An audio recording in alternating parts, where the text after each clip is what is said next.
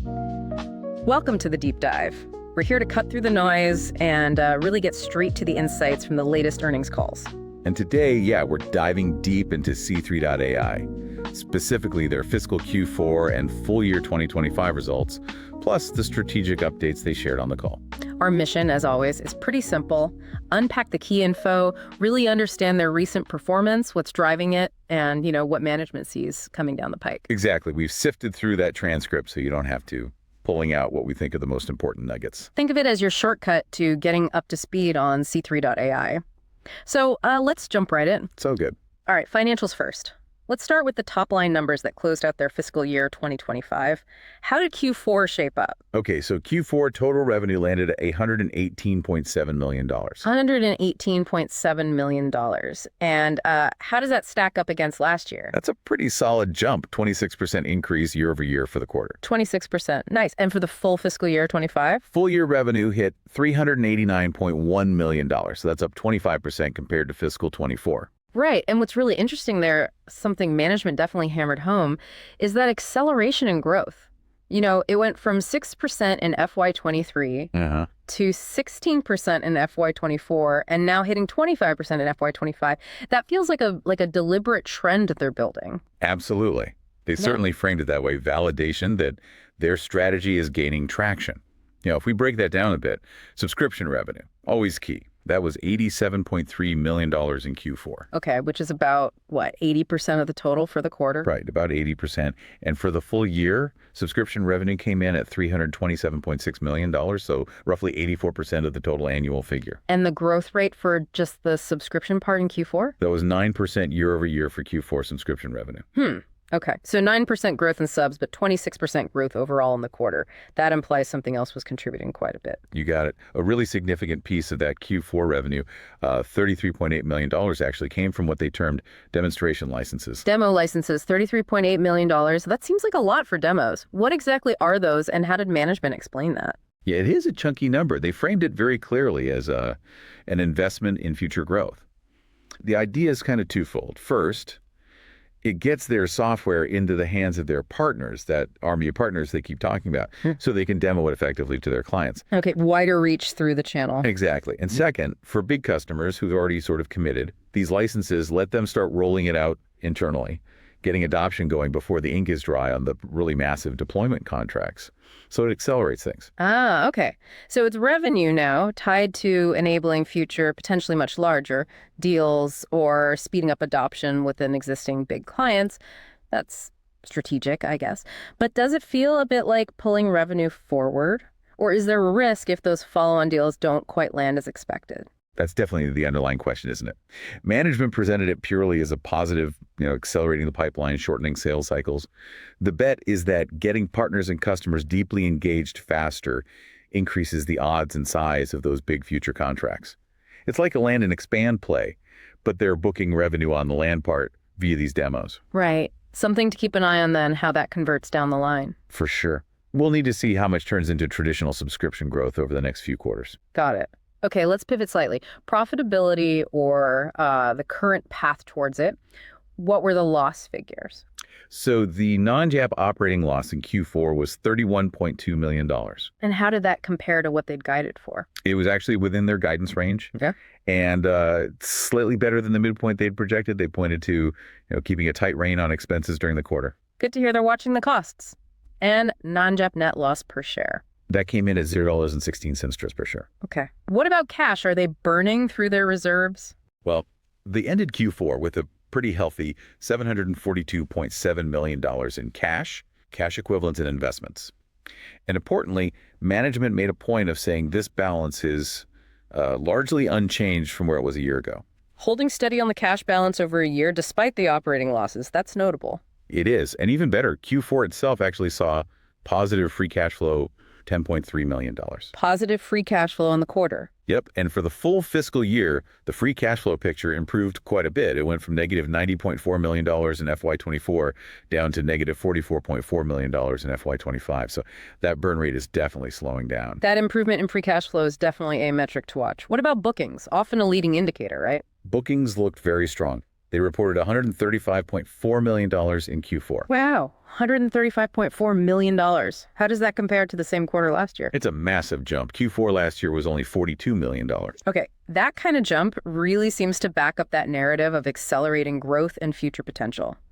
So, summing up the financials, accelerating revenue, managing expenses better than expected, improving cash flow trends, and really robust bookings. That's a fair summary of the financial picture they painted. All right, so now let's dig into the strategy. How are they actually making this happen and planning to keep the momentum going? Well, the central theme, and they really leaned into this, was the partnership ecosystem. They're building, and they use this phrase, an army of partners. An army of partners. Okay, why? To handle what they see as really high demand for enterprise AI applications. They can't scale fast enough alone, basically. And is that strategy actually showing up in the results? Can we see it? Oh yeah, big time. Get this, 73% of all their agreements in fiscal 25 involved partners. That was 193 deals, up 68% year over year. 73% involved partners. But wait, it gets better. In Q4 alone, partner-supported bookings grew, wait for it, 490%. Whoa, 490% growth in partner bookings in just one quarter. That's huge. Isn't it? That was across 59 agreements in Q4. Okay, so who are these key partners driving this kind of growth? And how do these deals work? Microsoft is clearly a major engine here. It's a strategic partnership. C3 applications are actually listed as preferred AI solutions on the Azure sales reps price lists. So Azure reps get paid to sell C3 stuff. Exactly. They're commissioned on it. And they're jointly tracking, they said, over 600 accounts just with Microsoft. A lot of the effort recently seems to have been enabling those Microsoft sellers, giving them the tools, the demos, which loops back to that demo license revenue we talked about. Right. Makes sense. It greases the wheels for the Microsoft team. And closing deals on Microsoft paper using existing enterprise agreements, that apparently speeds up the sales cycle quite a bit too. What about the other big cloud providers, AWS, Google? They mentioned those two, saying they continue to strengthen those alliances for, global reach and getting things done. But yeah, Microsoft really felt like the headline story this quarter on the partnership front. Okay. Now, shifting gears to a very specific long-term partnership. Baker Hughes, what was the news there? Ah, yes, that was a big one. They announced a renewal and expansion of the strategic partnership with Baker Hughes. That deal originally kicked off way back in 2019. And that partnership has been incredibly important for C3's revenue, hasn't it? Oh, absolutely massive. They said it's generated over $500 million in revenue just from that one relationship, that one vertical. That's billion. Wow. Yeah. So the renewal extends the agreement out through 2028. It covers ongoing joint development, delivery, and serving huge energy customers like Shell, Exxon, Eni, and others. Management sounded very relieved and pleased, framed it as proof of the partnership's value, and basically put to rest any worries about that revenue stream disappearing. That stability must be crucial. Any other partnerships worth noting? Yeah, a couple others got mentioned. The work with McKinsey Quantum Black is progressing. They closed their first joint deal in Q4. Focus now is on enablement and figuring out target accounts together. And they announced a new alliance formed in Q4 with PwC. That one's targeting financial services, manufacturing, utilities, combining C3's Agentic AI tech with PwC's consulting muscle. So the strategy seems clear. Leverage these big established players to scale distribution and reach. Now, Baker Hughes means oil and gas has been historically huge for them. Are they making progress diversifying beyond that? Definitely. That was another major highlight they stressed. The non-oil and gas part of the business grew significantly. It was up 48% year over year for the full fiscal 25. 48% growth outside O&G. Nice. And in Q4. 37% year over year growth in Q4 for non-O&G. So strong momentum there. Where exactly are they seeing that growth? Which industries? Manufacturing is a big one. They talked about predictive maintenance, quality control, supply chain stuff. They dropped names like Wholesome, Coca-Cola, U.S. Steel, even Rolls-Royce. Okay. Life sciences and healthcare is another area focusing on things like optimizing clinical workflows. They mentioned customers like GSK, Quest Diagnostics, and Bristol-Myers Squibb. And you had state and local government flagged earlier. That sounds like it could be a really big opportunity. It really does. And it saw, get this, over 100% revenue growth in fiscal 25. 100% growth. Wow. Yeah. They closed 71 agreements across 24 different states. So it's not just one or two places, it's spreading geographically. And the applications are all over the map. Law enforcement tech, property valuation, helping deliver government programs more efficiently. They also made a point to mention high customer satisfaction is helping drive that expansion. That kind of broad adoption across so many states and different government functions, yeah, that's impressive. Okay, let's switch to the technology itself, specifically generative AI and agentic AI. Obviously, very hot topics everywhere right now. Easy to focus on the call. Absolutely. For generative AI, they said revenue grew over 100% in fiscal 25. They've got 66 initial production deployments happening across 16 different industries. Any cool examples of what the Gen AI is actually doing for these customers? Something tangible? Yeah, the USC Shoah Foundation project was pretty compelling. They're using C3's generative AI to help transcribe and index historical testimonies from survivors. Management claimed this project is expected to save the foundation something like 10 years of manual work and potentially up to $33 million in costs. Wow, okay. That's a really powerful, concrete use case, saving years of effort and millions of dollars. Exactly. Shows the potential impact. And what about agentic AI? What's the story there? This is where they really position themselves as being ahead of the curve. They pointed to a patent they hold that dates back to December 2022. Agentic AI. Just to clarify for listeners maybe not deep in the AI jargon, what should we think of when we hear AI agents? Good question.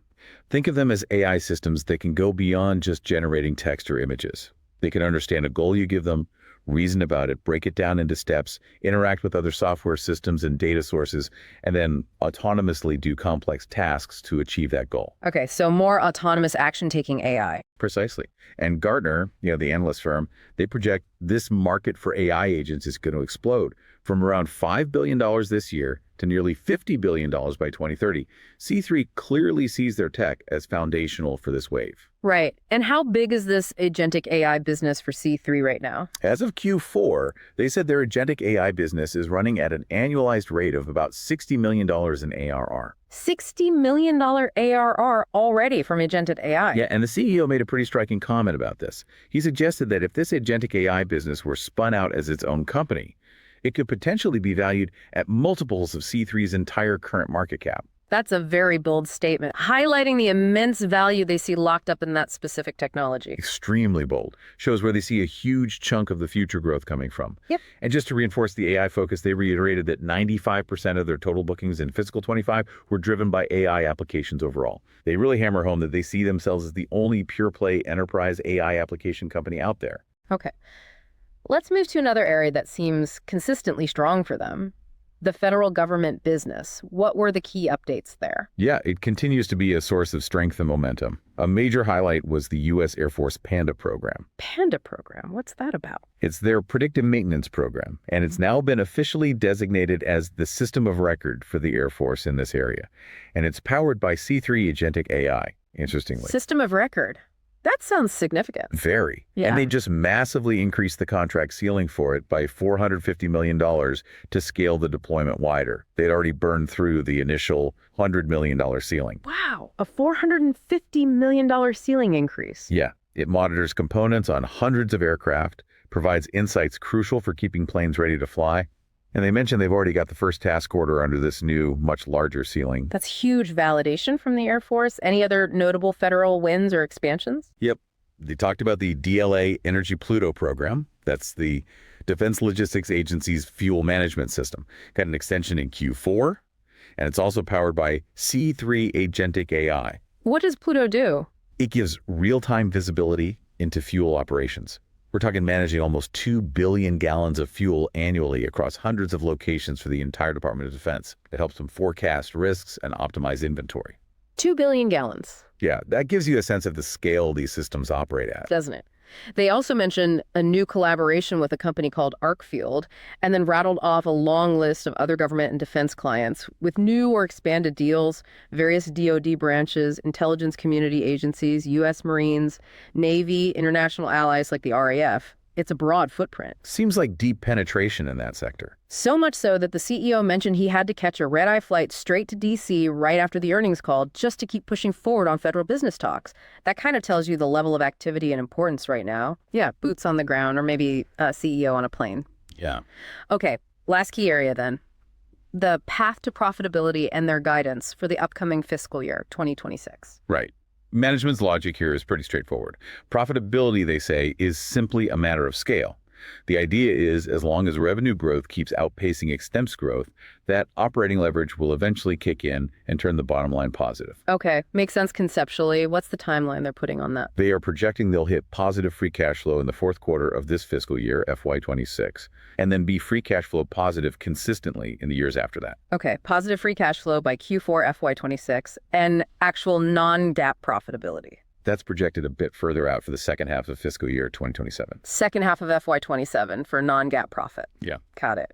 And what guidance did they give for revenue in fiscal 2026? Okay, for the first quarter, Q1 FY26, the range is $100 million to $119 million. For the full fiscal year 2026, the revenue guidance is set between $447.5 million and $484.5 million.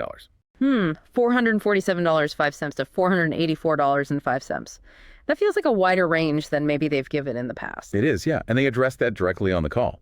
The reason they gave for the wider range is basically acknowledging the murky macro environment.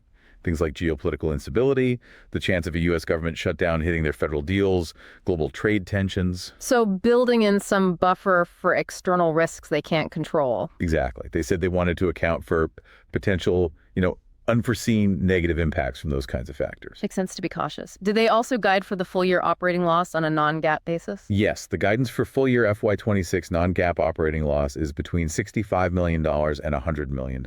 Okay, $65 to $100 million projected non-GAAP operating loss for FY26. All right, I think that covers the main points: the financials, the strategy around partners and diversification, the tech focus on Gen AI and Agentic AI, the federal strength, and that path to profit. Yeah, it was definitely a packed call. We tried to pull out the core messages and numbers they really emphasized. Absolutely. So just to quickly recap for everyone listening, we heard about clear acceleration in revenue growth, really significant momentum from partnerships, especially that huge Baker Hughes renewal and the Microsoft relationship. We saw diversification beyond oil and gas really starting to take hold, definite strength in those cutting-edge AI fields like Agentic AI, which already has a decent ARR base, and of course, that consistent federal business performance alongside a roadmap towards positive cash flow and eventual profitability. And just a reminder, of course, this is our interpretation based on the earnings call transcript. For all the official details, you should always check out the company's actual filings. Absolutely essential reminder. Now let's wrap up with that provocative thought for you, the listener, to chew on. C3.ai has generated over $500 million just from that Baker Hughes relationship over the years? That's massive. Right. But then you have the CEO saying the Agentic AI business on its own could potentially be worth multiples of the entire company's current value it spun out. So here's the question. What does this dynamic, the proven value from deep established vertical partnerships like Baker Hughes versus the potentially explosive but maybe less proven at scale horizontal growth of Agentic AI?